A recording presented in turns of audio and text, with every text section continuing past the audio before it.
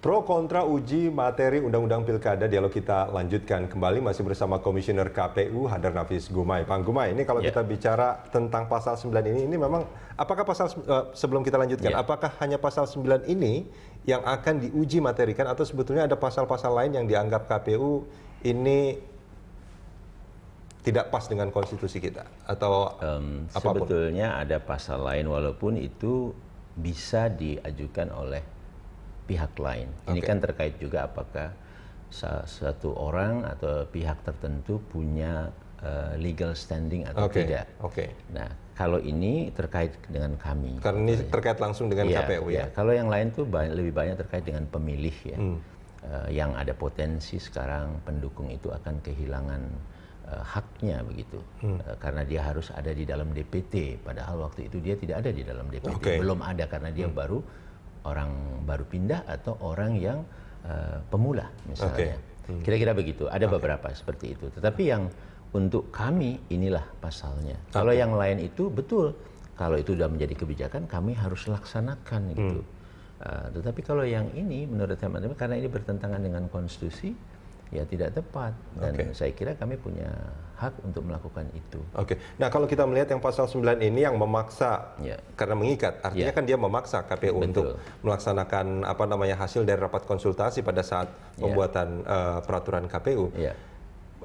Ini adalah kalau bisa dibaca apakah bentuk ketidakpercayaan sebetulnya anggota dewan yang mengeluarkan undang-undang ini terhadap KPU untuk menafsirkan atau bagaimana? Bisa jadi karena itu, atau mungkin tetapi juga karena bisa jadi juga karena kekurang pahaman apa sebetulnya makna mandiri yang melekat terhadap lembaga penyelenggara pemilu. Tapi kan bisa saja peraturan KPU itu ternyata menafsirkannya sangat berbeda gitu dengan undang-undang pilkada yang sudah bertentangan ada, dengan sangat bertentangan. Ada nilai diatur di situ dan kami mengatur berbeda. Nah, sebetulnya ada jalur di mana kalau memang betul-betul itu dirasakan bertentangan, itu ada jalur untuk mengujinya peraturan KPU. Jadi peraturan KPU bukan artinya absolut begitu saja. Itu diajukan saja ke Mahkamah Agung. Jadi ada jalur juga yang disediakan. Yang mengajukan siapa yang punya legal standing dalam? Ya, saya kira pihak yang memang merasa dirugikan karenanya. Pembuat undang-undang merasa dirugikan karena dia yang membuat, dia yakin ini bertentangan dan ini akan merusak pemilu, ya silakan saja diadukan ke Mahkamah Agung. Jadi prosedur di dalam ketatanegaraan kita itu demikian tersedia begitu. Tidak ada kekhawatiran sebetulnya ya? Saya kalau buat kami tidak, karena kami juga punya tugas dan kewajiban memang tidak boleh bertentangan dengan undang-undang. Nah, jadi cuman kan dalam membuat aturan kadang-kadang ya makanya seringkali ada uji materi itu karena seringkali ada yang melanggar dengan aturan di atasnya sebetulnya. Betul, itu juga karena undang-undang sendiri itu lemah, tetapi ada juga yang memang sengaja mau melintirnya gitu. Kalau kami tidak boleh. Jadi kalau kami melakukan hal seperti itu, maka kami sebagai orang per orang itu bisa diadukan juga ke DKPP karena melanggar kode etik, karena tidak membuat kebijakan sesuai dengan undang-undang yang berlaku. Begitu juga ada. Nah, artinya kalau kita melihat kayak gini, ada beberapa pernyataan tadi sempat kita bacakan di paketnya, Bang Gumai. KPU meskipun sebagai penyelenggara pemilu gitu ya, tapi juga dia kan sebetulnya penyelenggara pemegang amanat undang-undang, artinya orang yang harus pelaksana undang-undang juga sebetulnya kan? Jadi makanya kami selalu harus melaksanakan undang-undang. Tetapi undang-undang tidak boleh juga bertentangan dengan konstitusi. Nah, jadi sejak awal kami melihat pasal ini bertentangan dengan konstitusi. Jadi undang-undang ini tidak tepat. Artinya gini yang pengen saya tanyakan Bang Gumai, apakah elok? Seperti pernyataan Pak Jimli, apakah elok sebuah lembaga negara akhirnya juga mengajukan uji materi ini? Ya, saya kira ya boleh juga lah ya kita. Saya juga diingatkan begitu, terima kasih oleh Pak Prof Jimli, Ketua DKPP, orang yang senior yang punya banyak pengetahuan dan pengalaman.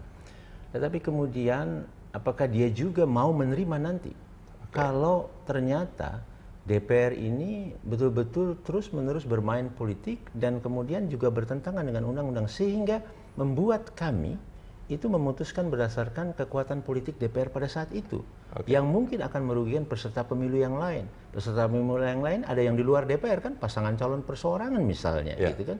Nah itu akan mengakibatkan pilkada yang diselenggarakan, pemilu yang diselenggarakan tidak pemilu yang demokratis. Karena apa? Kami di dalam memutuskan itu menjadi partisan.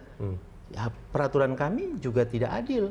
Nah kira-kira begitu. Apakah kita mau menerima satu pemilu yang demikian? Artinya boleh, kalau misalkan ini ada dua pertimbangan, elok atau tidak elok, permasalahannya kemandirian KPU ini jauh lebih berat sebetulnya pertimbangannya. Betul, karena kami punya tugas untuk memastikan pemilu pilkada itu adalah yang diyakini benar, diyakini dipercaya, demokratis dijalankan, adil, transparan, non partisan dan seterusnya. Tetapi kalau kemudian kami dibuka ruang di mana ada kemungkinan besar kami bisa dibuat menjadi tidak adil, menjadi partisan gitu karena kepentingan DPR pada saat itu, entah siapa yang punya kekuatan besar di sana, itu yang menjadi stake-nya atau resikonya itu adalah pemilunya gitu. Nah ini kami sebagai penyelenggara sekarang yang meyakini maksud kemandirian itu ya harus membela ini gitu. Nah jadi ya ini kan mohon maaf saja gitu ya, ini style saja mungkin ya. Mudah-mudahan masyarakat juga mengerti karena semua prosedur ini sudah disediakan. Ada bahwa kami sebagai penyelenggara menggugat belum pernah. Bawaslu pernah menggugat juga untuk otoritasnya ke MK. Uji materi ke MK. Pernah dan itu didapatkan gitu.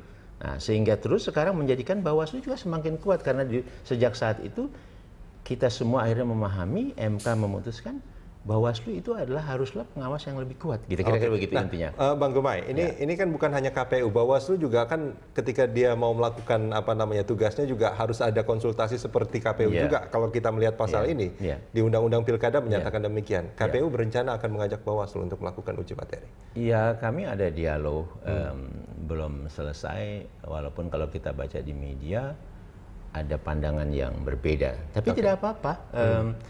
Untuk pastinya tentu silakan saja ditanyakan langsung. Kami berencana akan mengadakan rapat tripartit terkait hal ini.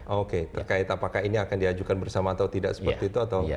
Walaupun ya tidak menghalangi juga kan, karena kita bisa lihat bedanya juga karena kami yang membuat peraturan-peraturan pelaksanaan, mereka mengawasi. Jadi itu agak berbeda ya. Nah, tetapi sekarang dengan otoritas yang baru, Bawaslu juga ditugaskan membuat peraturan proses penyelesaian sengketa dan sebagainya itu yang harus nanti tata cara yang tadinya hanya tata cara tentang pengawasan, sekarang tata cara tentang pelaksanaan tentang penyelesaian sengketa. Nah mungkin pada saat itu nanti akan dirasakan kebutuhan kalau ternyata didesak untuk mengikuti sesuatu yang sebenarnya tidak sesuai dengan keyakinan mereka ini sesuai undang-undang atau tidak.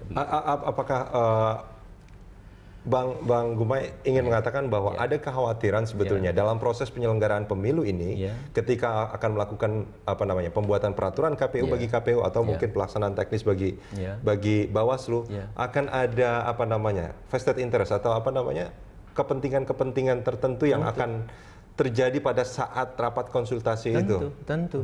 Saya ambil contoh misalnya. Waktu kemarin kan ada dua partai politik yang ada konflik di tingkat pusatnya. Golkar dan PKB dan P3. Waktu itu ingin kita mengatur bagaimana ini. Intinya ikut pilkada atau tidak. Kalau ikut pilkada seperti apa. Kami bekerja keras mengecek sana sini konsultasi dan termasuk konsultasi dengan DPR dan pemerintah.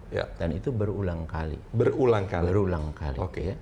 Nah, ada waktu itu nuansa sudah nanti pendaftarannya ditunda saja. Seperti itu kan? Kami berpikir kalau ditunda pilkadanya nanti bisa akan tertunda juga. Nah, misalnya begitu kan? Nah, ini pikiran ditunda itu karena ada keinginan untuk memasukkan. Misalnya begitu kan? Kami berpikir di awal nggak usah dimasukkan. Karena mereka punya persoalan gitu. Tapi karena kemudian kami kaji lagi, pikir lagi, bahwa mereka ini adalah sebetulnya yang berkonflik itu adalah pengurusnya. Partainya tetap satu sama, kira-kira gitu. Maka partainya ya haruslah bisa ikut. Nah, akhirnya kami keluar dengan setelah diskusi sana sini, konsultasi, ya sudah 2 jalur saja pengurus boleh sepanjang pasangan calonnya sama satu dan seterusnya. Walaupun menjadi rumit kemarin, tetapi mereka waktu itu pernah diputuskan sudah yang punya pengurus dari proses pengadilan yang terakhir pada saat itu, bukan yang hasil final ya. Bukan hasil dari Mahkamah Agung misalnya sengketa yang paling akhir, tetapi putusan pengadilan yang terakhir. Itu udah keputusan. Kami tidak mau itu. Kalau saja pasal mengikat sudah ada, kami harus mengikuti karena itu bertentangan juga dengan undang-undang. Artinya sebetulnya ada kekhawatiran bagi KPU bahwa dalam rapat konsultasi nanti kalau ini betul-betul dilaksanakan harus mengikat, ada kepentingan pribadi bisa terjadi, kepentingan golongan itu yang lebih menonjol dan bukan kepentingan bagaimana penyelenggaraan pemilu itu bisa berjalan lebih jurdil dan langsung dan jurdil, terutama untuk keadilan ya. Keadilan itu yang harus kami jaga karena itu merupakan azas penyelenggaraan maupun penyelenggara yang sifatnya universal sehingga kita bisa menghasilkan baik proses maupun hasilnya yaitu pilkada pemilu yang demokratis gitu. Nah itu bisa tercedera. Nah kalau di Undang-Undang Pilkada sendiri Bang Gumai, ini sebetulnya Pilkada 2017 itu akan dilangsungkan pada bulan apa sebetulnya? Bulan Februari. Bulan Februari. 15, itu sudah tercatat sangat jelas di situ dan itu tidak boleh dilanggar. Semua tahapannya begitu ya. Nah dengan rencana judicial review ini, apakah proses penyelenggaraan itu nanti bukannya jadi malah terganggu karena menunggu juga putusan dari MK? Tugas kami jangan sampai terganggu.